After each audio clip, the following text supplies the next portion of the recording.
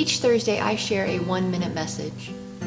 This one is going to be just a little bit longer because it feels like we've lived a year in the past 7 days.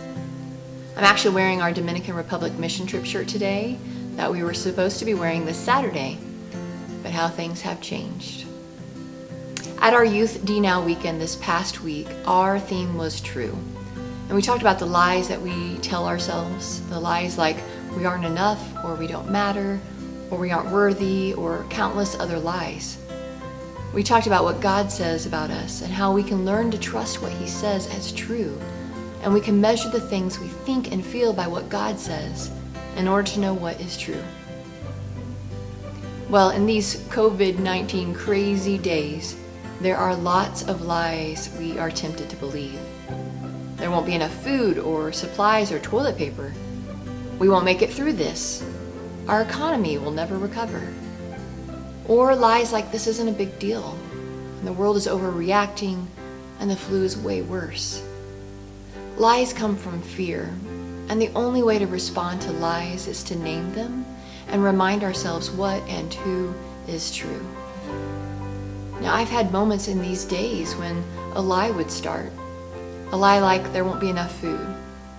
And to fight the urge to go buy tons of chicken to freeze, I breathe and I think through our vast food supply system and the many options that we still have.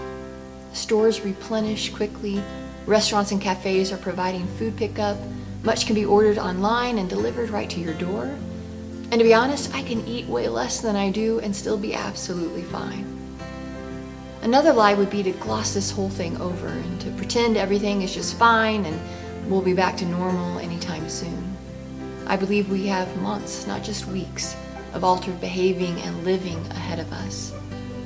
And the lie that starts to get louder is that we're not going to make it. And that's fear again. When the lies start, I sit with the lie and I slowly breathe and I recall all the hard things that we have done and survived together. And I know the truth is that we can do this hard thing too. Psalm 9:10 in the Message paraphrase reads, "God's a safe house for the battered, a sanctuary during bad times. The moment you arrive, you relax. You're never sorry you knocked." When the lies get loud, go to God, a safe house for the battered. Let God remind you what is true, that God is good and faithful and more than sufficient. God will help us breathe and relax and work together for the good of all. Because with God, we've done hard things, and we can do this hard thing too.